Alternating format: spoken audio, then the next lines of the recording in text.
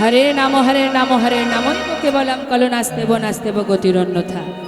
নাম করো, নাম ছাড়া কলিজীবের নাহি আর ধর্ম, সর্বধর্ম সার নামে শাস্ত্র মর্ম। হরিনাম যদি করতে পারো কলিযুগে আর কিছু করতে হবে না। আর কোনো পূজা অর্চনা করতে যদি নাও পারো, নামাচার্য হরিদাস ঠাকুর দিনে 3 লক্ষ নাম করতেন। তিনি পূজাও করতেন না, যজ্ঞ করতেন না, ধ্যান তপস্যা করতেন না।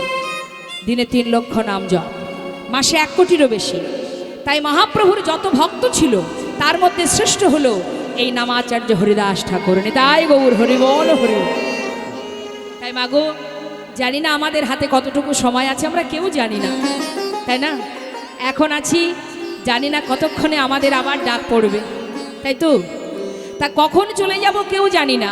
কেউ হয়তো ভাবছো আমার এখন বয়স কম, আমি এখন যাব না। ঠিক আছে, কি বলতে পারবে?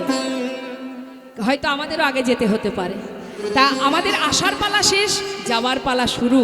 সবাই লাইনে আছি, কখন যেতে হবে জানি না। মহাজন বললেন, সময় করিয়া পথটি ধরিয়া যেবা চলে দ্রুত গতি, সময়ের শেষে অনায়াসে সে যেন চলে যায় আপন বাসন। সময় গেলে আর পাবে না।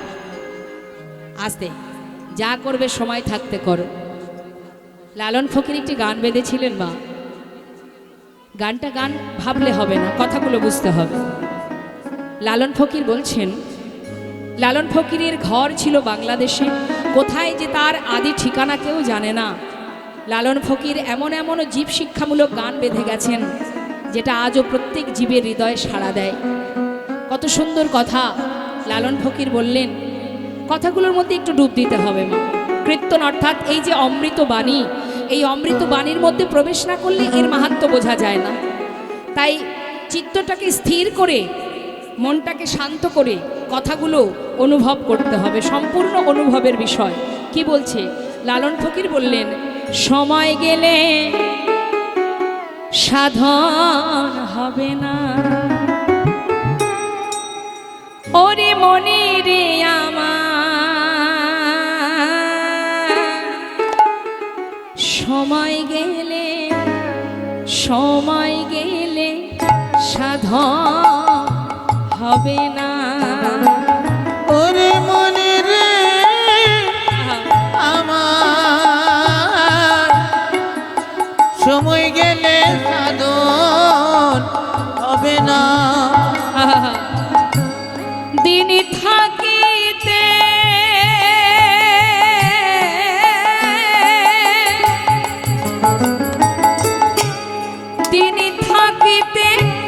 দিনের সাধন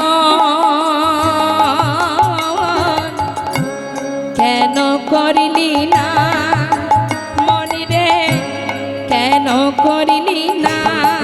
না না, সময় গেলে সাধন হবে না, ওরে মনে রে আমার, সময় গেলে সাধন হবে না। তুমি জানো না মন খালে বিলে, ওগো থাকে নামি জলে শুকালে, তুমি জানো না ওই খালে বিলে, হরিবল হরিবল, আর থাকে নামে জল শুকালে। মাগো, একটা সাধারণ দৃষ্টান্ত। মেন কথার অর্থ হচ্ছে মাছ।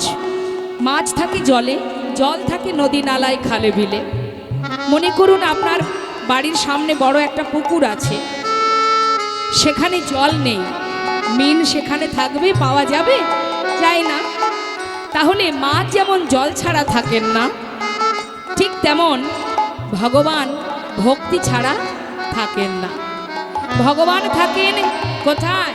যেখানে ভক্তি সেখানে ভগবান। তো ভক্তি কোথায় থাকে? ভক্তের হৃদয়ে। আপনার হৃদয়ে যদি ভক্তির জায়গায় হিংসা থাকে, কালিমা থাকে, অহংকার থাকে, সেখানে কি ভগবান থাকবে মা? নিতাই গৌর হরিব। তুমি জানো না মন খালে বিলে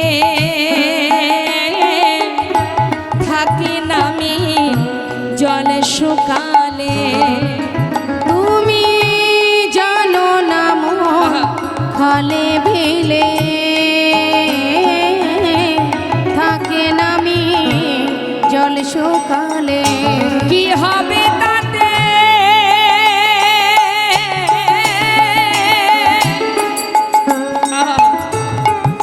দেখবেন মা, আমি তিলক ধারণ করলাম, দিনে 5 বার ভগবানকে সেবা দিলাম, কিন্তু মনের মধ্যে রইল শুধু আত্মসুখ। নিজে ভালো থাকবো, ভালো ঘুমাবো, সর্বক্ষণ নিজের ভালো কামনা করব।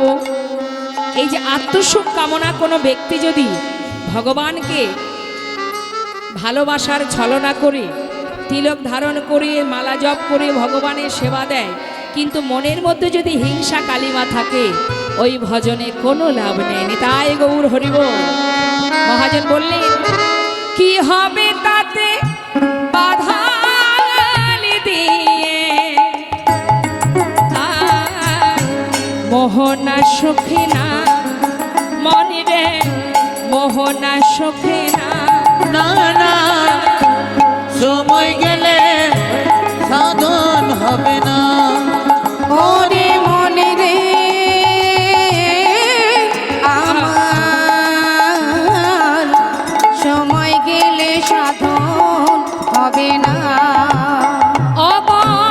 অসময়ে কৃষি করে মিছামিছি খেটে মরে। ওই না সময়ে কৃষি করে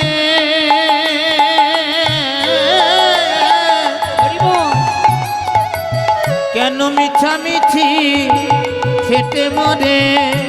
আমরা সবাই জানি যে সময়ে যে জিনিসটা আমরা পাওয়ার আশা করব, তার আগে থেকে সময় মতো যদি জমিতে বীজ রোপণ না করি, সঠিক সময়ে ফল পাওয়া যায় না।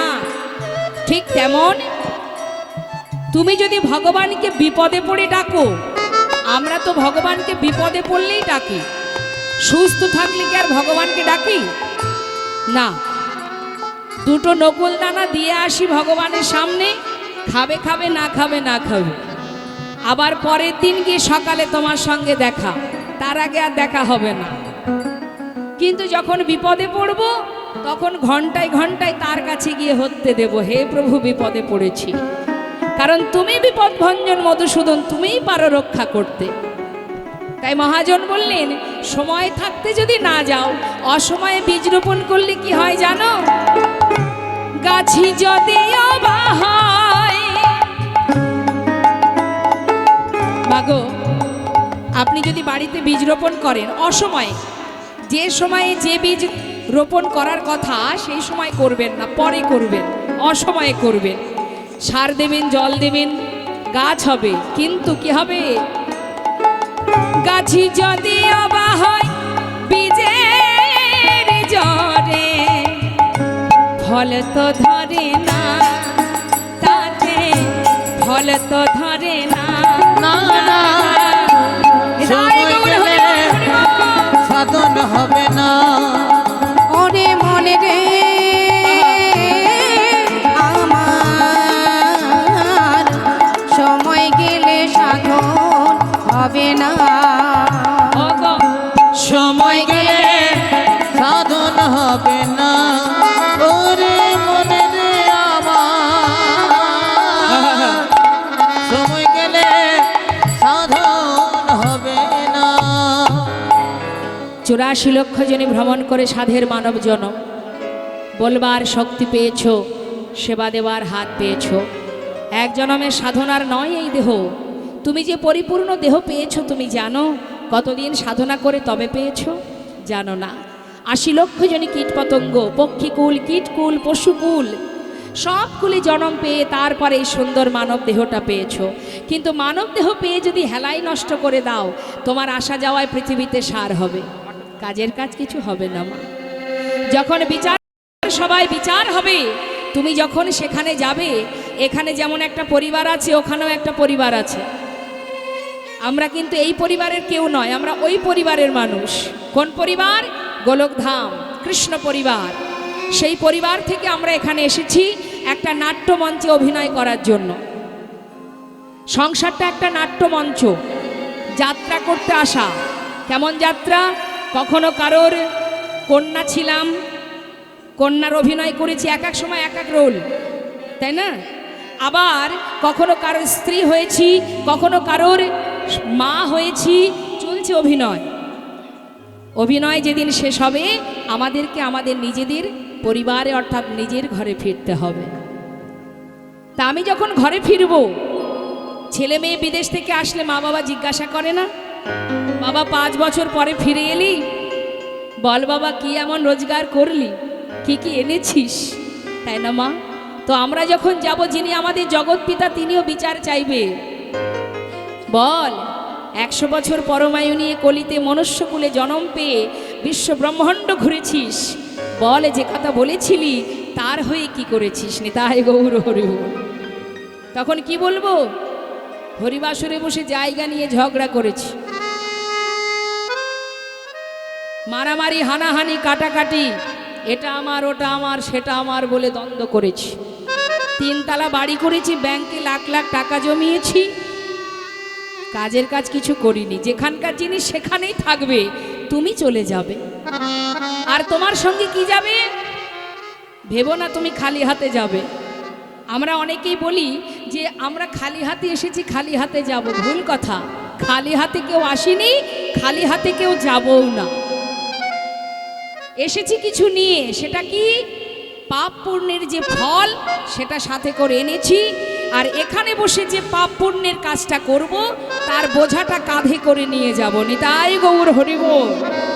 অর্থাৎ তুমি যেমন কর্ম করবে ফলটা তেমনটাই নিয়ে যেতে হবে তোমার। তাই খালি হাতে কেউ যাবে না। ভালো কাজ করলে ভালো ফল নিয়ে যাবে, আর কুকর্ম করলে তেমন ফল নিয়ে যেতে হবে।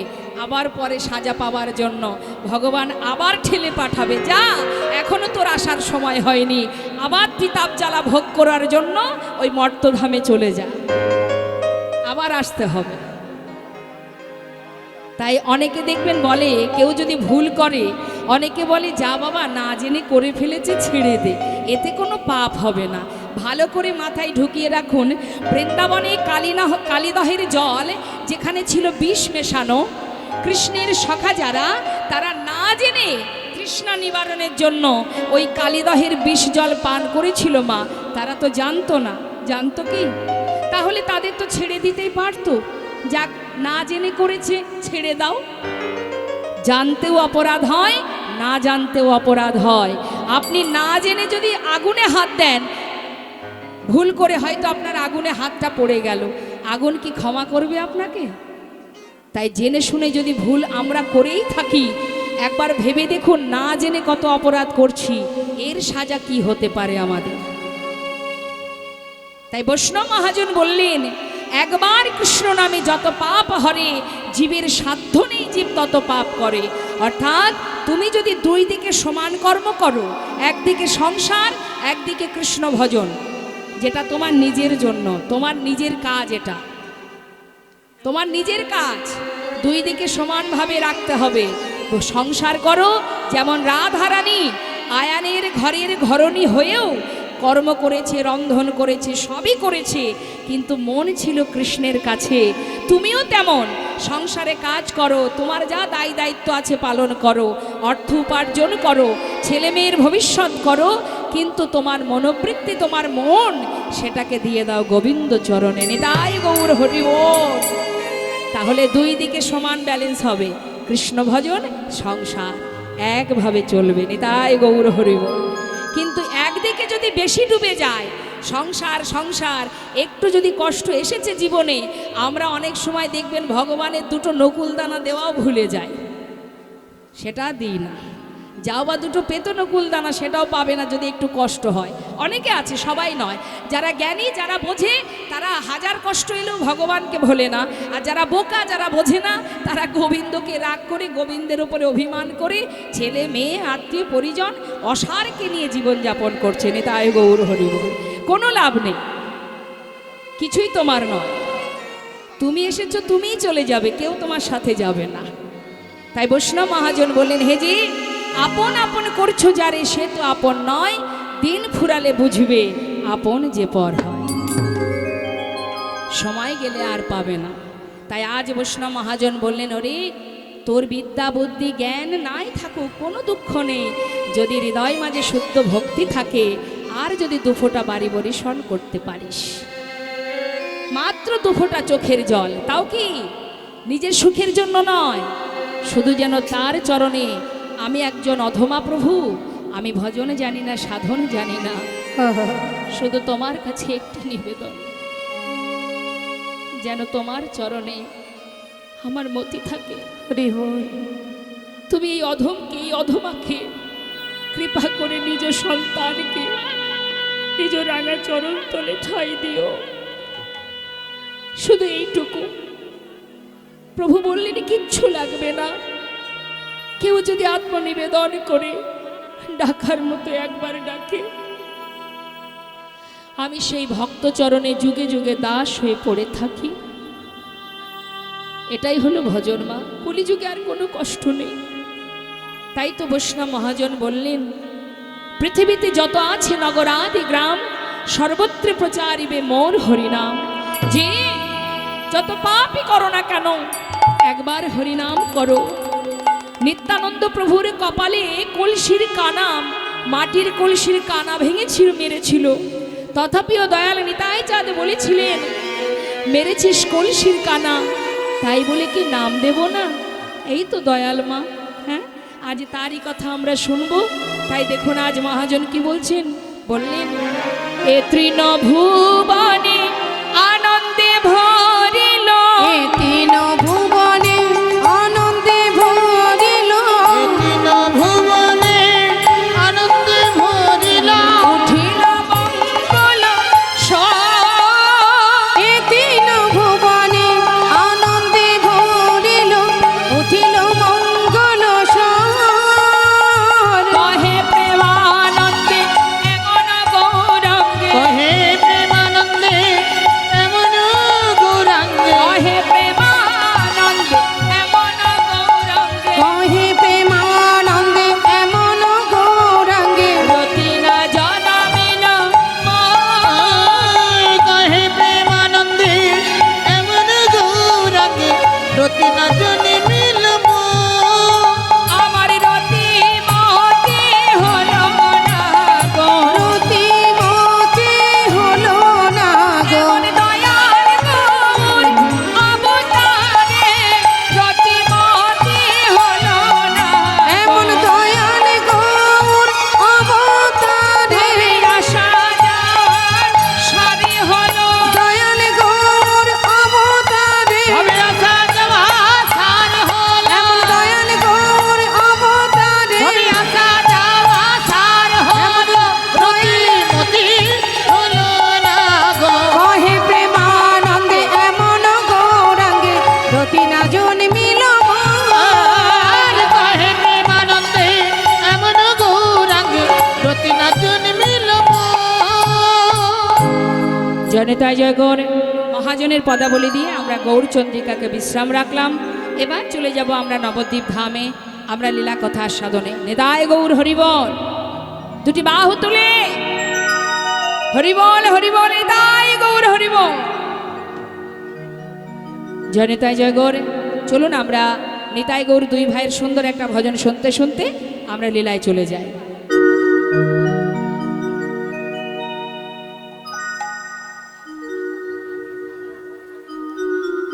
হনিতা যা রাধে, ও মা আমার দিকে ঘুরে বসুন তো, এইদিকে ঘুরে বসুন। আপনাকে বলছি, চশমা পরা মা, না মা না বোন, এদিকে ঘুরে বস আমার দিকে। হ্যাঁ, হনিতা হা গৌরী বলে সোনায় পাল তোলে দা, হানিতাই আগর বলে নাই পাল তুলে দাও, হনিতায় হা গৌরী বলে নাই পাল হরিদাই গৌর বলে এ সোনাই পাল তুলে দাও আমি তাই আগর বলে নাই পাল তুলে দাও দেখো তোরি কোথা যা ওই না বোঝনা নদিয়ায় ব্রজের সেই কানাই বলাই ব্রজের সেই কানাই বলাই গৌর নিতাই নদিয়ায় ওই না জগজনে নাম বিলাতে ঘরে ঘরে নাম বিলা ব্রজের সেই কানাই বালা, ব্রজের সেই কানাই বালায় গৌর নিতাই নদিয়া জগজনা উদ্ধারিতে ঘরে ঘরে নামে বিলায় ব্রাহ্মণ আবার চণ্ডাল সবার হাত ধরে পার করে নেয় সোনারে নদিয়া সোনারে নদিয়া সোনারে নদিয়া আমি তাই আগর বলে নাই গৌর নাই হরিবল পাল তুলে দাও হরিতা গৌর বলে এ সোনাই পাল তুলে দাও নিতাই গৌর হরিবল হরিবল। আচ্ছা একবার একটু দেখতে চাই নবদ্বীপে কে কে গেছেন, হাত তুলে দেখান দেখি দেখি দেখি। বা বাবা নিতাই গৌর হরিবল হরিবল। গৌর কৃপা হোক আপনাদের, যুগল কৃপা হোক। নিতাই গৌর দুই ভাই দর্শন, গৌর হরিকে দর্শন করা মানে রাধা কৃষ্ণ যুগল দর্শন করা বাবা।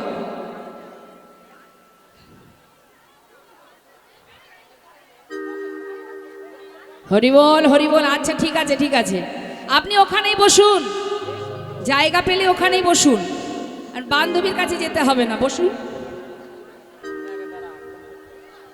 মায়েদের কাছে আমি বারবার মিনতি করছি, বাবারা পিছনে আছেন, দেখুন কোনো শব্দ নেই সেখান থেকে, কোনো আওয়াজ পাওয়া যাচ্ছে না। যত কথা আপনাদের মধ্যে হচ্ছে আমি বুঝতে পারছি না, আপনারা যদি গল্পই করবেন তাহলে কীর্তনের আসরে কেন এলেন? যা রাধে রাধে রাধে, একটু ডেকে দিন তো, ডেকে দিন তো আমার দিকে। হবে না? দিবস রজনী আবল তাবল পাঁচাল পড়িতে পারো, তাহার ভিতরে একবারও কৃষ্ণ বলিতে নর। হবে না? আমি আমার মতো কীর্তন করছি আর তারা তাদের মতো কীর্তন করে যাচ্ছে, জানি তাই। ঠিক আছে, আপনারা আপনাদের মতো গল্প করুন, কিছু করার নেই। শাস্ত্রে বললেন যার মুখে ভাই হরি কথা নাই তার কাছে তুমি যেও না, যার মুখ দেখি ভুলে যাবে হরি তার মুখ পানে চেও না। অর্থাৎ আপনারা যখন কথা শুনছেন না, আপনাদের দিকে তাকিয়ে আমার কথা বলারও দরকার নেই, আমি এদিকেই থাকি। তামাগো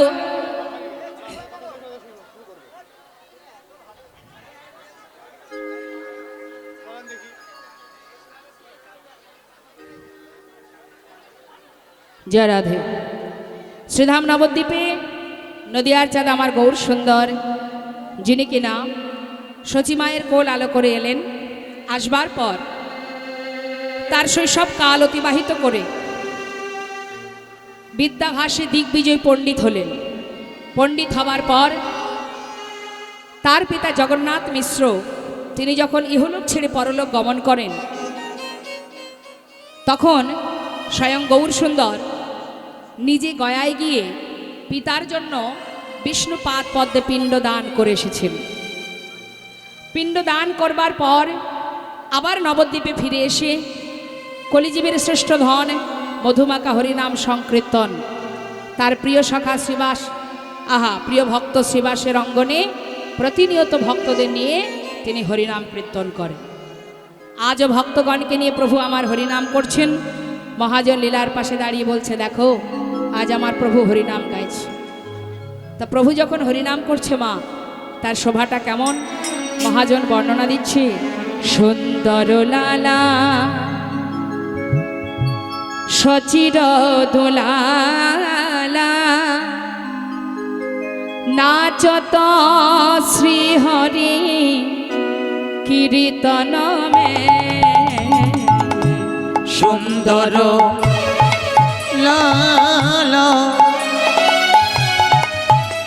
ওই সুচির দুলালা নাচ তো শ্রীহরি এই কীর্তন মেলা। ভালে চন্দন তিলক মনোহর ভালে চন্দন তিলক মনোহর অলকা শোভন কপালন মে। সুন্দর লালা সচির দুলালা নাচ তো শ্রীহরি এই কীর্তন মেলা। সুন্দর লালা সচির দুলালা নাচ তো শ্রীহরি কীর্তন মেলা।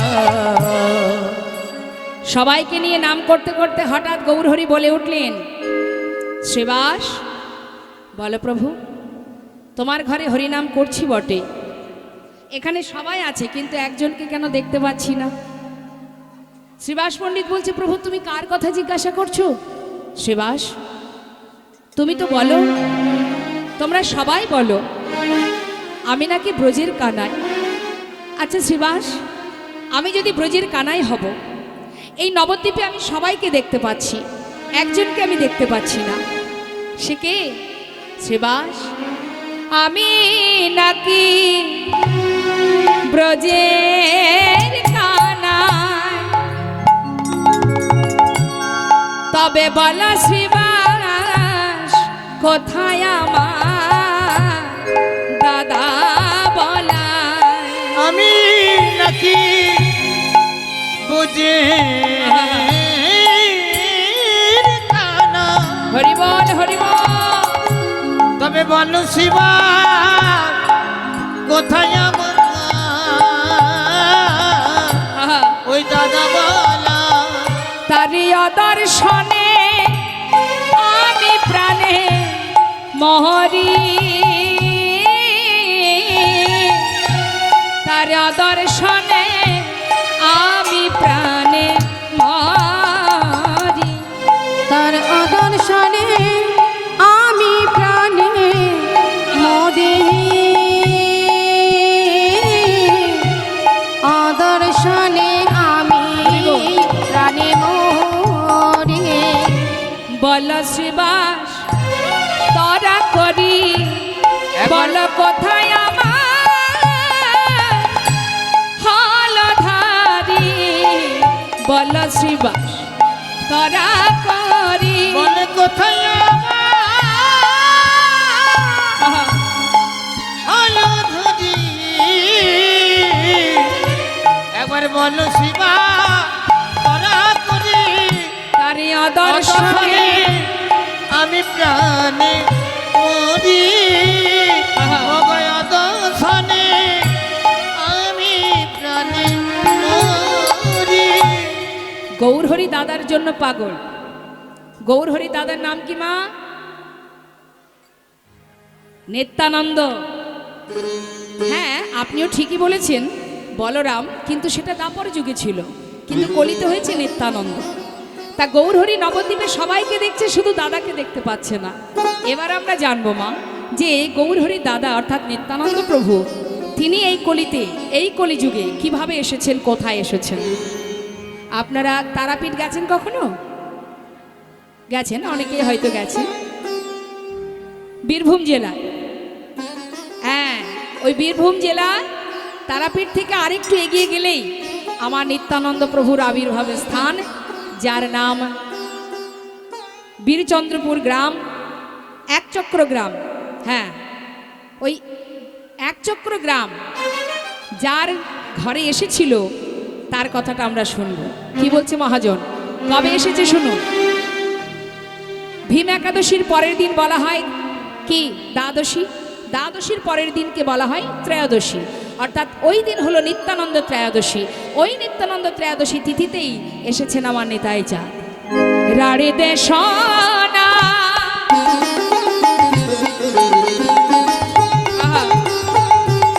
এক চক্র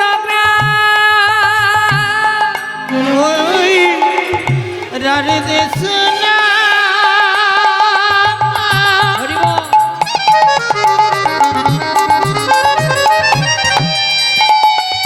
একই চক্র হারাই পণ্ডিতের ঘর, ওই রার দেশ নাম এক চক্র গ্রাম, হারাই পণ্ডিতের ঘর। শুভ মাঘ মাস শুক্লা ত্রয়োদশী, আমার শুভ মাঘে মাস শুক্লতয়োদশী জনমিলা হলো ধর। শুভ মাঘ মাস শুক্লা ত্রয়োদশী, জন্মিলে হলো ধর। একবার জয় দাও একবার জয় দাও।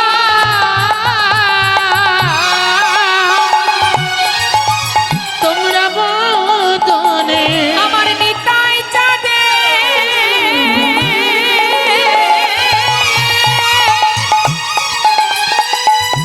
আগমনে সবাই জয় দাও বদনে। আমার নিতাই চাঁদে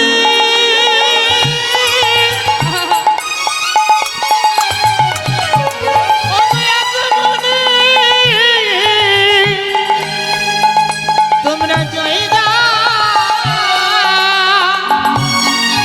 একবার বদনে শুভ মাঘ মাস শুক্লতয়োদশী জন্মিল হলো ধর। শুভ মাঘ মাস শুক্লা ত্রয়োদশী, জন্মিলে হলো ধর। কিন্তু মাগো, নিত্যানন্দ প্রভু কিন্তু দুটো অংশ নিয়ে এসেছেন। দুটো অংশ, এক অংশ এই যে রাঢ় দেশের মাটিতে বীরভূম জেলায় হারাই পণ্ডিতের ঘর আলো করে, যার নাম মা বাবা রাখলেন কুবের। আর একটা অংশ কোথায়, সেটা হলো নবদ্বীপের নিমায়ের দাদা বিশ্বরূপ রূপে। যত সময় এই দুই শক্তি এক না হবে তত সময় পরিপূর্ণ নিত্যানন্দ প্রভুকে আমরা পাবো না। নিতাই গৌর হরি। তা কিভাবে দুই শক্তি এক হলো সেটা আমাদের বিষয় জানতে হবে। এখন এই যে বিশ্বরূপ অর্থাৎ নিত্যানন্দ প্রভুর দাদা, তিনি যখন সন্ন্যাসী হন তখন তার নাম হয় শঙ্করারণ্যপুরী। এবার তিনি আর একটা অংশ পাবার জন্য পথে পথে ঘুরছে, আর এদিকে হারাই পণ্ডিতের কোল আলো করে, মাতা পদ্মাবতীর কোল আলো করে এলো ছোট্ট ছেলে, যার নাম কুবের। কিন্তু ছেলে একটু একটু করে যত বড় হয় তার ভাবধারা, তার লক্ষণ, তার দৃষ্টি, তার চাওয়া পাওয়া সব অন্যরকম হওয়াটাই স্বাভাবিক। মা ভগবানের অংশ তো। এখন ছেলের যখন 12 বছর বয়স, মাকে বলছে, মা চললাম বনে খেলা খেলতে, তা তুমি আমাকে একটু সাজিয়ে দাও। মা ছেলেকে সাজিয়েছে, সুন্দর করে কুসুম চয়ন করে সাজিয়েছে। ছেলেকে সাজিয়েছে, ছেলে প্রণাম করে বলছে, মা চিন্তা করো না, আমি চললাম, আমি বন থেকে সময় মতো ঘরে ফিরব। ঠিক আছে, চলে গেল বন মাঝে, সমবয়সী বন্ধুদের নিয়ে কুবের খেলা করছে। এই ভাই শোন, কাল খেলেছিলাম কৃষ্ণলীলা, আজ খেলবো রামলীলা। বেশ, তাহলে কে কে খেলবো না সাজবো? শোন আমার কথা শোন, তুই হনুমান হলেই ভালো লাগবে। তাহলে তুই হনুমান? বাবা বাহ, এক একজনকে এক এক রকম সাজাচ্ছে মা, না হলে খেলবে কি করে? তাহলে তুই হনুমান, আর আমি জাম্বুবান। তুই রাম। আচ্ছা ঠিক আছে, তাহলে তুই জাম্বুবান। এখন সবাই বলছে তাহলে কুবের তুমি কি হবে? কুবের বলছে আমি আমি কৃষ্ণলীলায় হয়েছিলাম বলরাম, আর রামলীলায় আমি লক্ষণ সাজিব। আমি লক্ষণ সাজিব, আমি লক্ষণ সাজিব। আমি লক্ষণ সাজিব। তুই হনুমান তুই জামুমান আমি লক্ষণ সাজিব। তুই হনুমান তুই জামুমান আমি লক্ষণ সাজিব। সবাই এক একজন এক এক রকম সেজেছে। এবার বনের মধ্যে খেলা হচ্ছে মা। বনের ভিতরে যখন খেলা চলছে, এদিকে হঠাৎ হারাই পণ্ডিতের ঘরে মানে কুবেরের বাড়িতে একজন সন্ন্যাসী ওই বৈষ্ণব এসে উপস্থিত। ডাকছে পণ্ডিত, পণ্ডিত। হারাই পণ্ডিত তাড়াতাড়ি করে বাইরে এসে যেই না দেখেছে পথের ধারে একজন সন্ন্যাসী, করজোড়ে জিজ্ঞাসা করছে, সন্ন্যাসী ঠাকুর তুমি কি আমাকে ডাকছো? হ্যাঁ পণ্ডিত, আজ আমার ইচ্ছা তোমার ঘরে মধ্যাহ্নে প্রসাদ পাবো। যেই না বলেছে মা, হারাই পণ্ডিতের গর্বে বুকটা ভরে গেছে। এ তো অল্প ভাগ্যের কথা নয়, স্বয়ং সন্ন্যাসী নিজে পায়ে হেঁটে এসেছেন আমার ঘরে। তাড়াতাড়ি করে তাকে সাদরে ঘরের ভেতরে নিয়ে আসন পেতে বসতে দিলেন। পাতা আসনে বসা মাত্রই হারাই পণ্ডিত খুশিতে আত্মহারা হয়ে নিজের স্ত্রীকে ডাকছে, পদ্মা শিগগিরই এসো পদ্মা, দেখো কে এসেছে আমাদের ঘরে। জানো পদ্মা, অল্প ভাগ্যে হয় না গৃহে বৈষ্ণবের আগমন, অল্প ভাগ্যে হয় না গৃহে হরিনাম সংকীর্তন। পদ্মা, বৈষ্ণব এসেছে, শীঘ্রই চরণ ধৌত করো। পদ্মাবতী আনন্দ সহকারে ঘোমটা টেনে সন্ন্যাসীর চরণে এসে চরণ ধৌত করলেন। যেটা সকলে করে ভক্তিমতী মায়েরা জানেন। চরণ ধৌত করে সেই চরণামৃত সবাই পান করলেন, মস্তকে দিলেন। এবার সন্ন্যাসী ঠাকুর সেবা করবে। হারাই পণ্ডিত বলছে, জানো পদ্মা, আজ বৈষ্ণব আমাদের ঘরে সেবা করবে। পদ্মাবতী বলছে, স্বামী বৈষ্ণব সেবা করবে, বৈষ্ণব সেবার সেরকম কিছু তো ঘরে নেই, এখন আমি কি করব? হারাই পণ্ডিত বলেন, পদ্মা তোমার যেমন ক্ষমতা, যতটুকু তোমার ক্ষমতা তুমি ভক্তি ভরে রন্ধন করো, তাতেই বৈষ্ণব সন্তুষ্ট হবেন। তাই গৌর হরি। মাগো, বৈষ্ণব কখনো কারোর ঘরে রাজভোগ সেবা করার জন্য যান না। বৈষ্ণবের স্বভাব কি? মহাজন বললেন, মহন্তের স্বভাব হয় তারিতে পামর, নিজ কার্য নয় তবু যান পরঘর। পামরকে উদ্ধার করা বৈষ্ণবের স্বভাব। আপনার বাড়িতে বৈষ্ণব যদি কখনো যায়, বলা লাগবে না আপনাদের, আমরা জানি। এদিকে তো অনেক জায়গায় আসি, আপনাদের অনেক ভক্তি শ্রদ্ধা আছে ভক্ত বৈষ্ণবের প্রতি। তো মা, বৈষ্ণব যদি কারোর ঘরে আসে, জানবেন বহু জন্মের স্বীকৃতি থাকলে তবেই বৈষ্ণব আপনার দরে এসে আপনার ঘরে চরণ ধুলি রাখবে। যদি কখনো কোনো সময় বাড়িতে বৈষ্ণব সেবা দিতে চান, হয়তো যদি আপনার ভাগ্যে না থাকে, হাজার চেষ্টা করলেও কোনো না কোনো কারণে হয়তো সেই সেবা থেকে আপনি বঞ্চিত হয়ে যান। দেখবেন অনেকেই হয়। কিন্তু স্বয়ং বৈষ্ণব যদি কখনো নিজের পায়ে হেঁটে আপনার দ্বারে এসে দাঁড়ায়, আপনার সামর্থ্য অনুযায়ী যতটুকু তার সেবা করার আপনি করবেন, তাতে কি হবে মা? বৈষ্ণবের স্বভাব হচ্ছে এটাই। পাষণ্ড জীব যারা যারা ভগবানকে ভালোবাসে না, তাদের পাপ রাশিকে হরণ করে তাদের হৃদয় মন্দিরে কৃষ্ণ প্রেম জাগিয়ে তোলানি। তাই গৌর হরি বল হরি। তাই লক্ষ্য করে দেখবেন মা, যদি কোনো বৈষ্ণবকে দেখে কোনো নাস্তিক ব্যক্তি মুখে ব্যঙ্গ করতেও জয়নিতায় বলে হরে কৃষ্ণ, দেখবেন বলে। মহাজন বললেন, কৃষ্ণ গালি দিতে যদি করে কেউ কৃষ্ণ নাম উচ্চারণ, সেই সে নাম হয় তার মুক্তির কারণ। অর্থাৎ তুমি কাউকে গালি দিতেও যদি কৃষ্ণ নাম বলো মা, বৈষ্ণব কি বলে? প্রতিবাদ করে, ঝগড়া করে, তার সঙ্গে কথা কাটাকাটি মারামারি করে। কেন বললি না? সে কি বলে? সে যখনই তোমাকে দেখে জয়নিতাই বলবে, সঙ্গে সঙ্গে বৈষ্ণব বলবে হরে কৃষ্ণ, অর্থাৎ তোমার মঙ্গল হোক। তুমি যদি কোনোদিন না বলে থাকো, আজ আমাকে দেখে বলেছো, যতবার দেখবে ততবার বলবে। বলতে বলতে এমন একদিন আসবে, এই নাম তোমার মুক্তির কারণ। তাই গৌর হরি বল হরি বল। তাই বৈষ্ণব যদি কখনো আসে, বৈষ্ণব মহাজন বললেন, সাধুগুরু বৈষ্ণব অল্প ভাগ্যের কথা নয়। বৈষ্ণব ঘরে এলে তাকে সাদরে সম্মান সহিত আপনার ক্ষমতা অনুযায়ী তার যতটুকু সেবা, বৈষ্ণব সেবা মানে ভগবানের সেবা করা। তাই আজ মহাজনে তিনি লীলা দর্শন করছে আর বলছে, অনেক ভাগের ফলে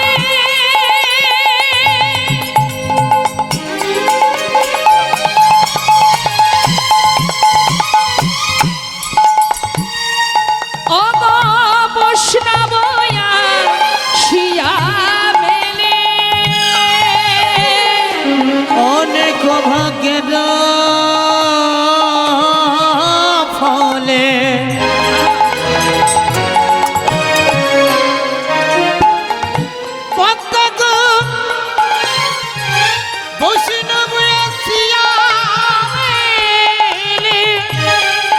ও গো বৈষ্ণবী সেবা, বৈষ্ণবী সেবা করো আয়োজন। তুমি বৈষ্ণবী সেবা করো আয়োজন, না দিয়ে বৈষ্ণব সেবা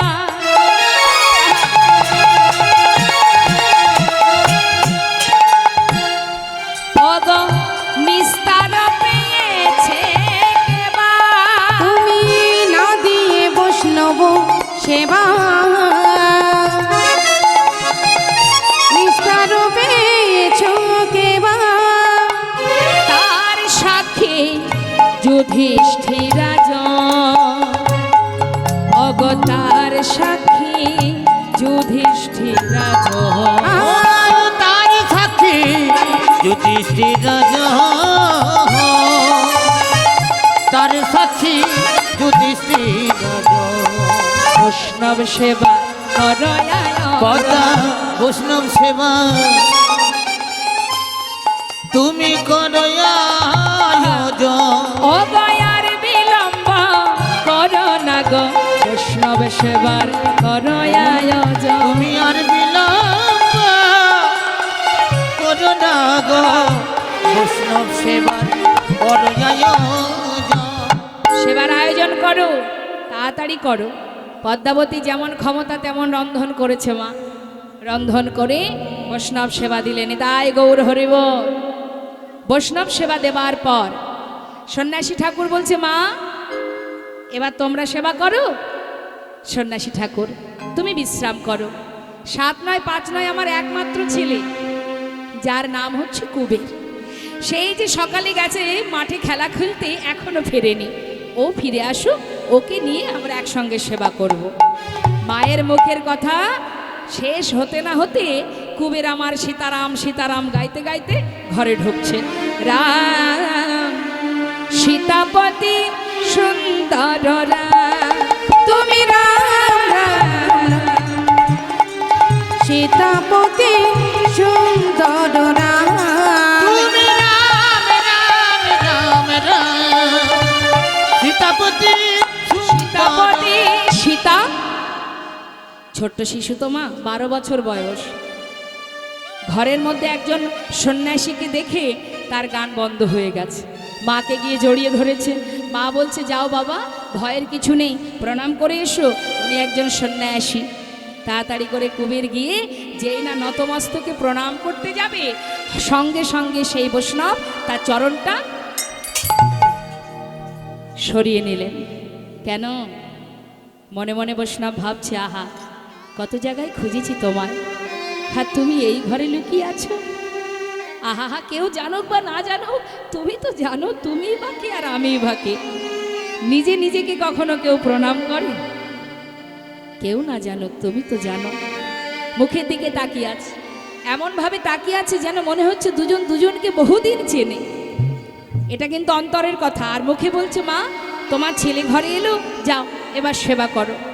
3 জনে মিলে সেবা করে সন্ন্যাসী বাবার কাছে সারা রাত কৃষ্ণ কথা শুনবে বলে সম্মুখে বসে বললেন, সন্ন্যাসী ঠাকুর আজ যখন আমার ঘরে এসেছো, কৃপা করে চরণধুলি রেখেছো, আজ তোমার মুখে কৃষ্ণ কথা শুনে আমরা রাত্রি অতিবাহিত করতে চাই। এবার মায়েরা বলুন দেখি, আপনার ঘরে যদি বৈষ্ণব আসে, গুরুদেব আসে, আপনারা কি করেন? কি করেন বলুন? গুরুদেব যখন আপনার ঘরে আসবে, আপনি কি কৃষ্ণ কথা শুনবেন, না নিজের মনের দুঃখ আগে গুরুদেবকে জানাবেন? আগে গুরুদেব এলেই গুরুদেবকে বসিয়ে, গুরুদেব আমার হাতটা দেখে একটু বলুন তো গুরুদেব, কেন আমার দুর্দশা চলছে? কেন গুরুদেব আমার ছেলেটা ভালো নেই, আমার স্বামীর ভালো নেই, সংসারের মঙ্গল নেই, ব্যবসার উন্নতি নেই? সব গুরুদেবের কাছে যত মনের দুঃখ সব গুরুদেবকে জানাতে পারলে আমরা বেঁচে যাই। তা মাগো, আস্তে আমরা ঘরে গুরুদেব এলে আমাদের অভাব, আমাদের কষ্ট, আমাদের যন্ত্রণা বেদনা সাংসারিক সব কিছু তার কাছে আমরা বলি, তাই না?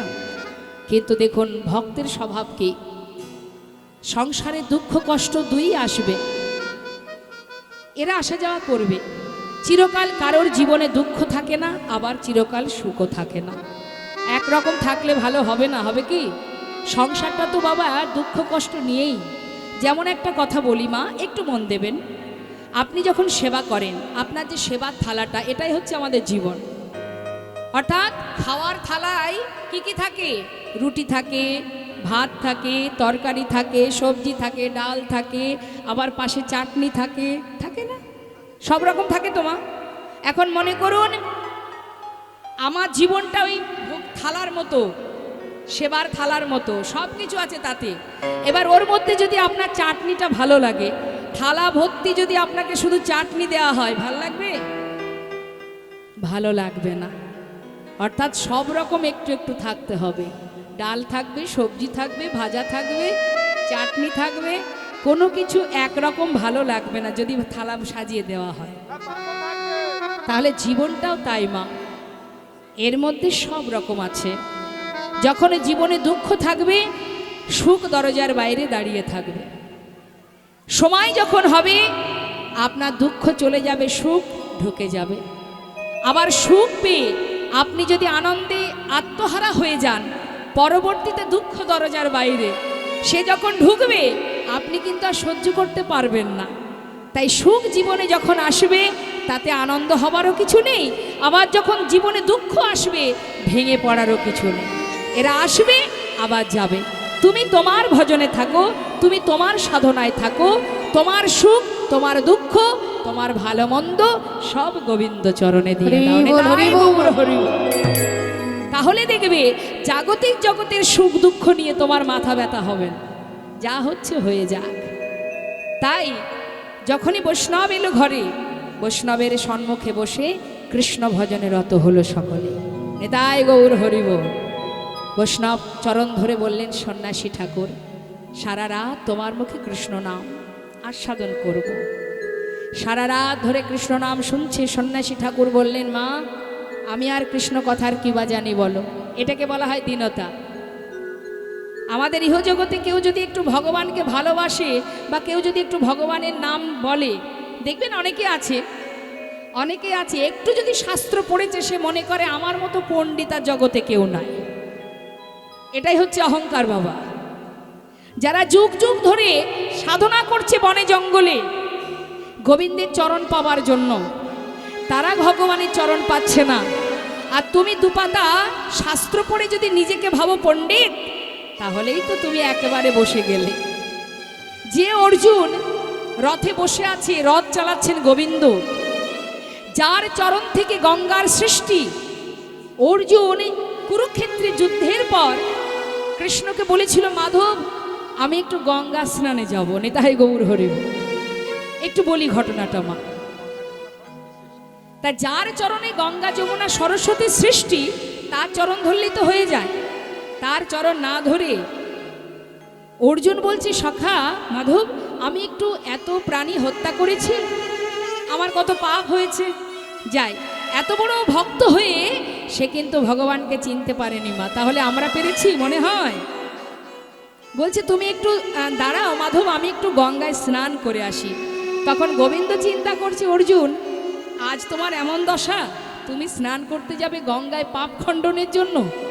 তখন গোবিন্দ তো কম চতুর নয় মা, সে বলছে, আহা তোমার রথের সারথি আমি, তুমি কেন একা যাবে, আমি তোমাকে চালিয়ে নিয়ে যাব। বেশ তাহলে চলো। গেছ, ঠিক গঙ্গায় স্নান করবে যেখানে, তার কিছুটা আগে একটা শ্মশান আছে। শ্মশানের পাশে গিয়ে গোবিন্দ বলছে, তুমি একটু দাঁড়াও সখা, আমি আসছি। এই বলে যেই না গোবিন্দ চলে গেলেন, এমন সময় একটা শব দেহ নিয়ে দুজন ব্যক্তি এসেছে শ্মশানে দাহ করবে। চিতা সাজানো হয়ে গেছে, চিতার ওপরে সব দেহটা রেখেছে। হঠাৎ আগুন নেই, কি করে দাহ করবে? একজনকে বলছে, এই ভাই, এই তুই একটু এখানে দাঁড়া কেমন, আমি একটু ওই পাশের বাড়ি থেকে, ওই যে দূরে একটা বাড়ি দেখা যাচ্ছে, আমি একটু আগুন নিয়ে আসি। আমি একা থাকবো নি। বলছে, না রে বাবা আমি থাকতে পারবো না। কি শুনেছি নাকি বেশিক্ষণ মরা যদি থাকে তা সে নাকি ভূত হয়ে যায়, আমি থাকতে পারবো না। তা বলছে তাহলে এক কাজ কর, তুইও পারবি না আমিও পারবো না থাকতে, তাহলে আমরা দুজনে যাই, আর ওই যে রথে বসে আছে যে ওনাকে একটু বলি একটু সব দেহটা লক্ষ্য রাখতে। অর্জুন বসে আছে রথে, কখন আসবে মাধব। এদিকে দুইজনে যেই না চলে গেছে মা, একটা জীর্ণ শীর্ণ শৃগাল, খুবই রোগা, গায়ে মাংস নেই, সেই রোগা শৃগালটা ওই সব দেহটা খাবে বলে আসছে। সে কিছু সময় এসে ঘুরে ঘুরে ঘুরে ঘুরে আপাদমস্তক সুখে চলে যাচ্ছে। পথে যাবার কালে একটা মোটা শৃগালের সঙ্গে দেখা। এই বন্ধু, কিরে বন্ধু, বলি শোন না, ফিরে আসছিস কেন? চল চল, আমিও এলাম খাবো বলে। খাবো না। খাবি না? কেন খাবি না? খেতেই তো গিয়েছিলাম কিন্তু জায়গা পেলাম না। হরি বল হরি বল। কেন জায়গা পেলি না মানে? বলে দেখ, আমি ওর সারা শরীর সুখে দেখেছি, এমনই পাষণ্ড, এমন একজন দুরাচার, আরে এমনও কোনো ব্যক্তি জগতে এখনো আছে? ওর চোখ দুটো শুকলাম, সুখে দেখলাম, ওই চোখে ওই নয়নে কখনো গোবিন্দের বদন দর্শন করেনি। বদন সুখে দেখলাম, বনের পশু মা, তার আচার নিষ্ঠাটা একবার দেখুন, ভাবতে হবে এগুলো। বদন সুখে দেখলাম, ওই বদনে কখনো প্রভুর নাম স্মরণ করেনি। হাত দুটো সুখে দেখলাম, সেই হাতে কখনো ভগবানের চরণে ফুল দান করেনি, ভোগ নিবেদন করেনি। দেহটা সুখে দেখলাম, এই দেহটা কখনো সাধু সঙ্গ ভক্তের চরণধুলি মাখেনি। চরণটা সুখে দেখলাম, ওই চরণে কখনো কোনো তীর্থস্থানে যায়নি। কি করে খাবো বলে? খেতে পারলাম না। এমন এমন খাওয়ার কি খাওয়া যায় রে? খেতে পারবো না। এমন অখাদ্য কুখাদ্য আমার দ্বারাই হবে না খাওয়া। তখন মোটা শৃগালটা বলছে, এত বিচার করলে তোর যা শরীরের অবস্থা, আর তো বেশি দিন বাঁচবি না, তুই তো মারা যাবি রে। তখন সেই মোটা শৃগালকে বলছে, তবে শোন বন্ধু, এতে যদি মরেও যাই তাতেও শান্তি, কিন্তু এমন অখাদ্য আমি খেতে পারবো না। তখন মোটা শৃগালটা বলছে, এক কাজ কর, একে খেতে হবে না, এ না হয় ভগবানকে কখনো দেখেনি, তাকে সেবা দেয়নি, তার নাম করেনি, ছেড়ে দে। আরে ওই যে রথে যে বসে আছে, চল ওকে গিয়ে আমরা খেয়ে আসি। এখন অর্জুন কিন্তু পশু পাখির ভাষা বোঝে বাবা, সে কথাগুলো শুনছে। যেই না বলেছে চল ওকে খেয়ে আসি, ও তো ভগবানের পাশেই থাকে, চল ওকে গিয়ে খাবো। তখন সেই রোগা শৃগালটা বলছে, দেখ, এ কখনো ভগবানের নাম করেনি, সেবা দেয়নি, একে তবুও ক্ষমা করা যায়, কিন্তু ওকে মোটেও ক্ষমা করা যায় না। একে তবুও খাওয়া যায়, কিন্তু ওকে খাওয়া যাবে না। যে ভগবানের চরণ থেকে গঙ্গা যমুনা সরস্বতীর সৃষ্টি, তার চরণ না ধরে ওই পাষণ্ড সে এসেছে গঙ্গায় স্নান করতে। নিতাই গৌর হরিবোল হরিবোল। তাহলে একে তাও ক্ষমা করা যায়, ওকে মোটেও ক্ষমা করা যাবে না। যেই না বলেছে মা, সঙ্গে সঙ্গে অর্জুন চমকে উঠেছে, কি সর্বনাশ, এ আমি কি করলাম। তাহলে এখান থেকে আমাদের এই সিদ্ধান্তটা বলার এটাই কারণ, আমাদের বুঝতে হবে মা, আমরা যদি একটু ভগবানের নাম করি, একটু যদি তার সেবা দিই, যদি ভিতরে একবার আমাদের অহংকার জন্মে যায়, এতটুকু অহংকার জন্মে যায়, তোমার সমস্ত ভজন সাধন সব বৃথা হয়ে যাবে। বৈষ্ণব মহাজন বললেন, চারিবেদ সরদর্শন পড়িয়া যে জন, সে যদি গৌরঙ্গ নাহি ভজে, বৃথা তার অধ্যয়ন, লোচন বিহীন জন, দর্পণে অন্ধে কিবা কাজে। কোনো লাভ নেই, সব বৃথা। তাই আজ সারা রাত ধরে সন্তানকে কোলে করে নিয়ে স্বামী স্ত্রী দুজনে সন্ন্যাসীর কাছে ধরে কৃষ্ণ নাম শুনতে শুনতে নিশি প্রভাত করছে। কেশব মাধব হে গিরিধারী, গোপীজন বল্লভ মুকুন্দ মুরারি। বলো বলো কেশব মাধব হে গিরিধারী, গোপীজন বল্লভ মুকুন্দ মুরারি। হে কেশব মাধব হে গিরিধারী গোপী জনবল্লভ মুকুন্দ বলো বলো কেশব মাধব হে গিরিধারী গোপীজন বল্লভ মুকুন্দ মুরারে শ্রীরাধারে বামে লয়ে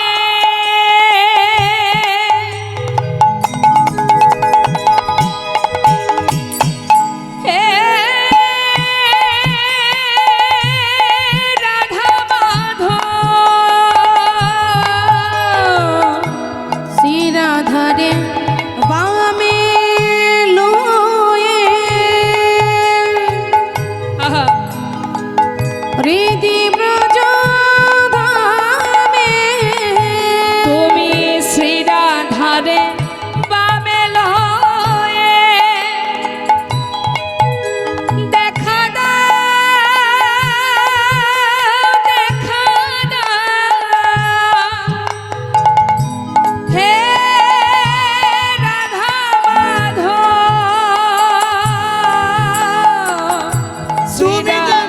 তুমি দেখে না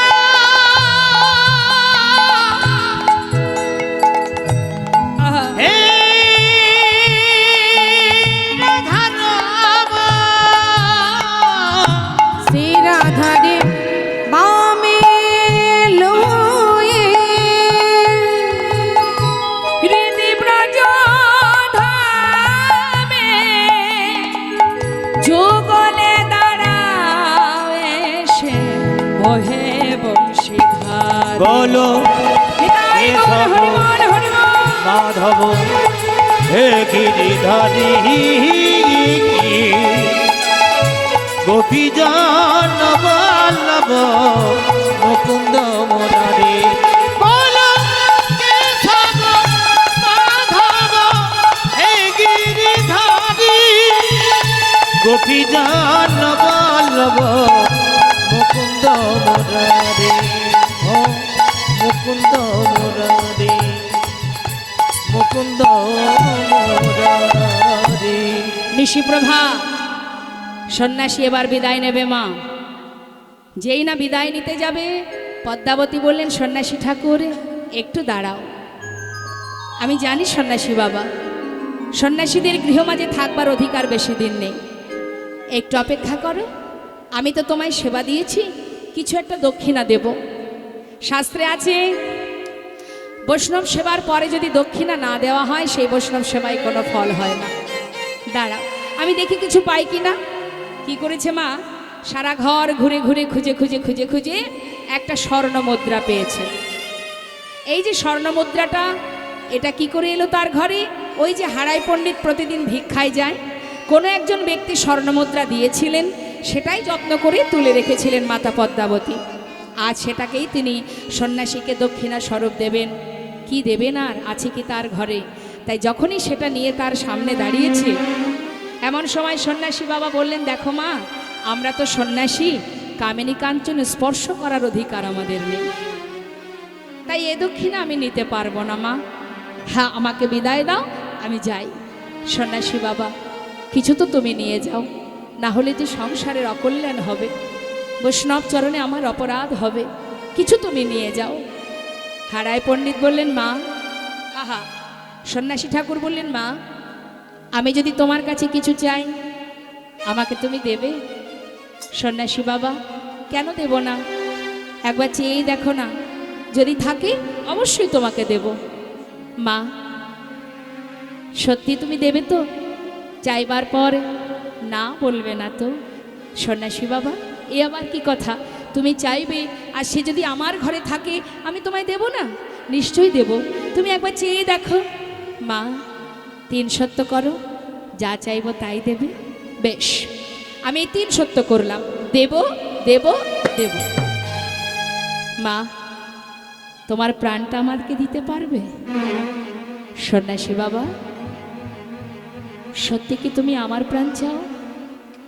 একবার সত্যি বলো না, যদি সত্যি তুমি আমার প্রাণ চাও আজ আমি তোমার সামনে দাঁড়িয়ে কথা দিলাম। সন্ন্যাসী ঠাকুর, কি আছে এই দেহের মধ্যে? যত সময় প্রাণ আছে তত সময় এই দেহের মূল্য আছে। যেদিন প্রাণ চলে যায় সেদিন থেকে এই দেহের আর কোনো মূল্য থাকে না।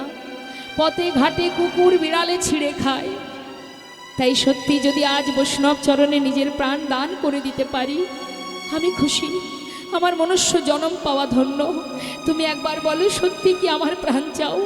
মা, তোমার ভালোবাসার প্রাণ? আমার ভালোবাসার প্রাণ? আমি কিছু বুঝতে পারছি না, একটু বুঝিয়ে বলো না ঠাকুর। তবে শোনো মা, তোমার একবার